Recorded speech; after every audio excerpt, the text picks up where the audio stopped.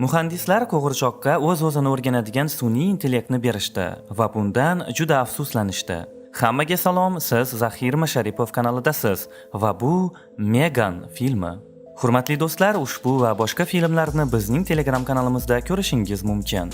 Telegram kanal manzili izohlarda qoldirilgan. Demak, 9 yoshli Keddi ota-onasi bilan birga tog'ga chiqadi. Ular mashinada ketishayotganda qizaloq o'yinchog'ini o'ynab o'tirar edi. Kutilmaganda yo'lda qor tozalash mashinasi paydo bo'ladi. Uni hech kim payqamadi va old tomondan to'qnashuv natijasida otasi va onasi halok bo'ladi. Keddi esa mo'jizaviy ravishda tirik qoladi.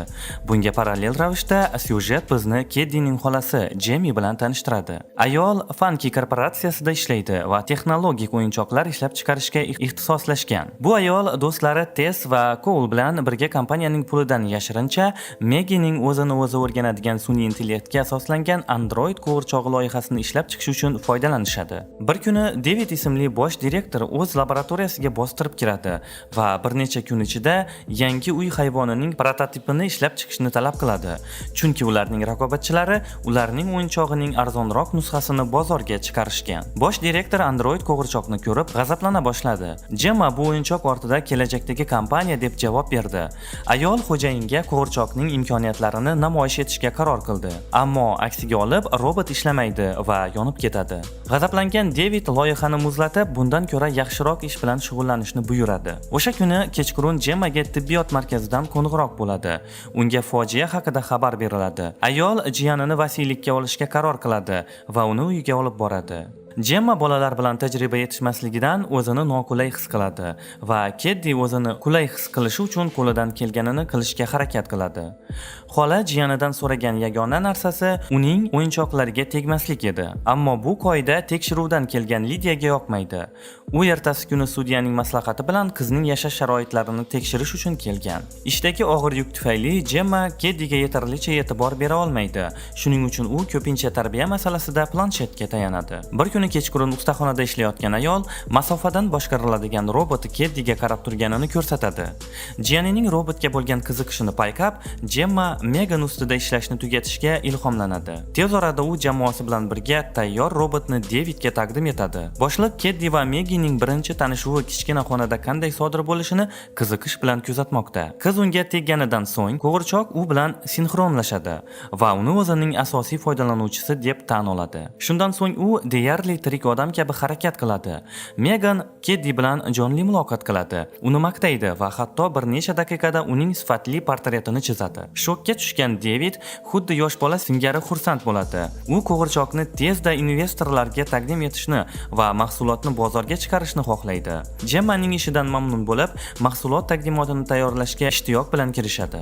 Unda u Androidning barcha afzalliklarini tasvirlaydi. Uning fikriga ko'ra, cheksiz sabr-toqatli qo'g'irchoq bolani o'rgatish, o'ynash, ertak o'qish va asosiy ko'rsatmalarni eslatish kabi ko'plab vazifalarni o'z zimmasiga olishi mumkin.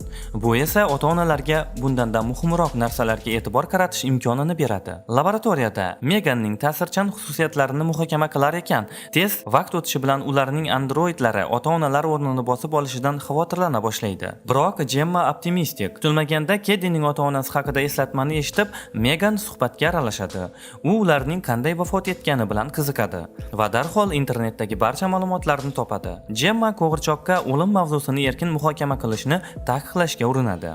Chunki uning asosiy vazifasi Keddini hissiy va jismoniy og'riqlardan himoya qilishdir. Biroq Megan faqat Keddiga bo'ysunishini aytadi. Keyin Gemma qo'shimcha hisob yaratadi va qo'g'irchoqni o'chiradi. Ushbu suhbatdan so'ng Megan o'ychan bo'lib qoladi. Android o'zining mavjudligini haqiqiy ma'nosi haqida o'ylaydi. Keddi himoyasi haqiqiy maqsadimi yoki yo'qmi? Ayni paytda qiz o'yinchoq kamon bilan ko'chada o'ynaydi va bitta o'qini yo'qotib, Megandan uni topishni so'raydi. Hududni skanerdan o'tkazgandan so'ng, qo'g'irchoq tezda qo'shni uchastkada obyektni topadi. Shundan so'ng u panjara teshigidan o'qni olishga harakat qiladi. Ammo shu payt qo'shni it Androidga otiladi. Keyin yordamga kelgan Keddining qo'lini tishlaydi. Gemma va itning bekasi darhol qichqiriqqa shoshib kelishadi va o'zaro bir-birlarini haqoratlashadi. Uylariga tarqalib ketishadi. Kechqurun Gemma qo'shnisini javobgarlikka tortish va tajovuzkor itni yo'qotishni talab qilish uchun politsiyani chaqiradi. Ammo erkak hech qanday yordam bera olmas ekan. Ayni paytda Megan ularning suhbatini eshitdi va hamma yotganidan so'ng u itini egasining ovozi bilan aldab, itdan qutuladi. Ertalab Gemma qo'shnisi o'z itini topishga rosa urinayotganini payqadi, lekin bunga u unchalik ahamiyat bermadi. Bugun u katta kunni o'tkazishi kerak. Kompaniya Meganni direktorlar kengashiga taqdim qilmoqchi edi. Taqdimot paytida Keddi to'satdan his-tuyg'ularga to'lib ketdi. Qiz vaqt o'tishi bilan onasi va dadasini unutishi mumkinligidan xavotirda edi. Buning uchun Megan unga ular bilan bog'liq bo'lgan xotirani aytib berishni so'raydi. Yoqimli voqealarni yozib olgandan so'ng, qo'g'irchoq Keddiga barcha xotiralarni xotirasida saqlashi mumkinligi haqidagi so'zlar bilan tasalli beradi. Bu esa zaldagi barcha odamlarni hissiyotlantiradi. Taqdimotdan so'ng kengash a'zosi Davidga ommaviy ishlab chiqarishni boshlash uchun zarur bo'lgan hamma narsani darhol tayyorlashni buyuradi va Jemmi texnolog mo'jizaning yaratuvchisi sifatida shartnomani qayta ko'rib chiqadi. Boshliqlar Meganning porloq kelajagini muhokama qilar ekan. Davidning yosh yordamchisi Kurt barcha loyiha fayllarini yashirincha va shaxsiy maqsadlarda nusxa ko'chiradi. Ertasi kuni Keddini ko'rish uchun Lydia tashrif buyuradi va u bilan qisqa suhbatdan so'ng Jemmiga tashvishlari haqida xabar beradi. Ayol qo'g'irchoq bilan haddan tashqari muloqot qilish qizning kuchli hissiy bog'lanishga olib kelishi va uning kelajagiga sezilarli ta'sir ko'rsatishi mumkinligiga amin edi. Kechki ovqat paytida xavotirga tushgan Gemma jiyaniga Megan shunchaki o'yinchoq ekanligini eslatishga harakat qiladi. Lekin qiz uning so'zlariga unchalik ham e'tibor bermaydi. Keyin xolasi unga Keddi boshqa bolalar bilan ijtimoiy ko'nikmalarni rivojlantirishni o'rganishi mumkin bo'lgan maxsus maktabga berishni rejalashtirayotganini aytadi. Biroq bu xabar Keddini juda xafa qiladi. Qiz g'azab bilan o'z xonasiga qochib ketadi. Suhbatni tomosha qilgan Megan esa Gemmani o'zining ikkinchi foydalanuvchisi deb hisoblashni to'xtatib, ko'proq mustaqillikni namoyon qila boshlaydi va u bilan janjallashadi. Ishdan oldin ertalab Gemma ularni sarguzashtlar lageriga olib boradi va qisqa muddatli ishontirishdan so'ng Meganni o'yinchoqlar uchun burchakda qoldirishga rozi bo'ladi. Avvaliga hamma narsa yaxshi edi. Bolalar o'ynashdi va zavqlanishdi.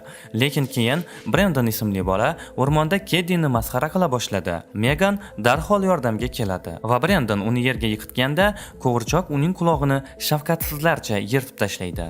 Keyin uni qochishga majbur qiladi. Taqibdan qochishga urinib qo'rqib ketgan bola yo'lga yuguradi. U yerda mashina uni bosib o'ldiradi.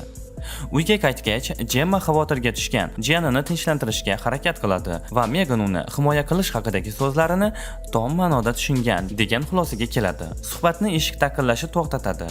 Bu qo'shnining iltimosiga binoan yo'qolgan it haqida so'rash uchun kelgan politsiyachi edi. Qo'shni ayol ham keladi. U juda asabiylashgan edi, chunki u taxmin qilishi bo'yicha Gemmi itni yo'qotgan edi. Suhbatni Megan eshitib turgan edi va shu kuni kechasi Megan shafqatsizlarcha qo'shni ayolni ham o'ldiradi. Ertalab politsiya yana Gemmining oldiga keladi. Qo'shnisining o'limi haqida xabar beradi. Inspektor esa uni gumon qilinuvchilar ro'yxatiga kiritganini aytadi.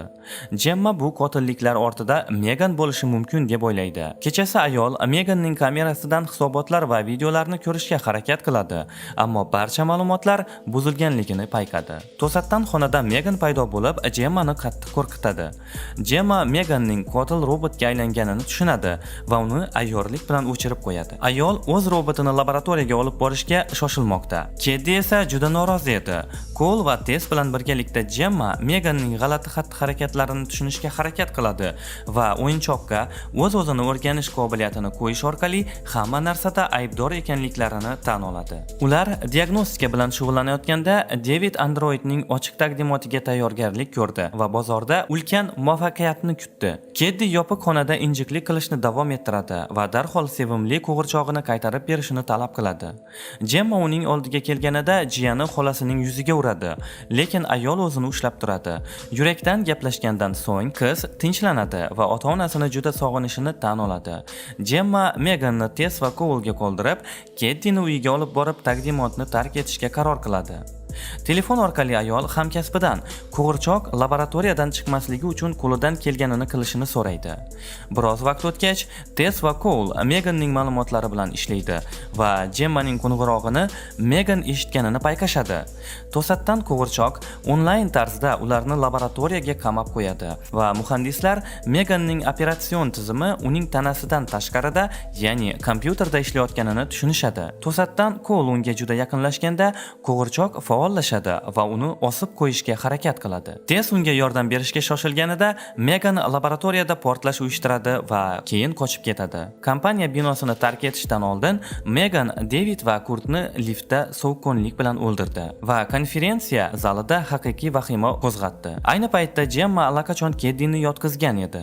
To'satdan uyda chiroq o'chdi va uyning roboti negadir ovozli buyruqlarga javob berishni to'xtatdi. Yashash xonasiga kirib, ayol Meganni ko'rib dahshatga tushadi.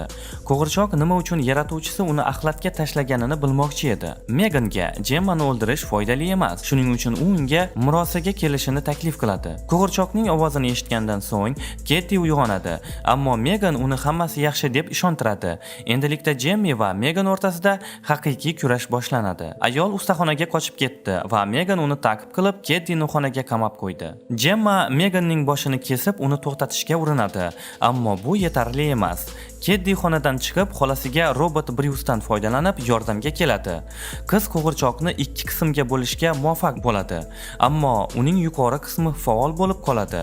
Megan Keddiga hujum qiladi va u ovozli buyruq bilan uni o'chirib qo'ymoqchi bo'lganida, bundan buyon uning yangi asosiy foydalanuvchisi borligini aytadi. Bu ham bo'lsa Meganning o'zi ekan. Gemma jiyanini qutqarishga urinadi, ammo qo'g'irchoq uni bo'g'ishni boshlaydi. So'nggi daqiqada Keddi Meganning protsessoriga hujum qiladi va qo'g'irchoqni yo'q qilishga muvaffaq bo'ldi. Dahshatli voqealar tugadi. Charchagan Gemma va Keddi uy robotida o'z boshimchalik bilan kuzatuv kamerasi ishga tushganini payqamay, tashqariga chiqib politsiyachilar tomon borishadi.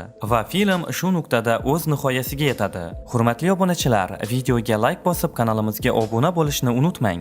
E'tiboringiz uchun rahmat. Xayr, salomat bo'ling.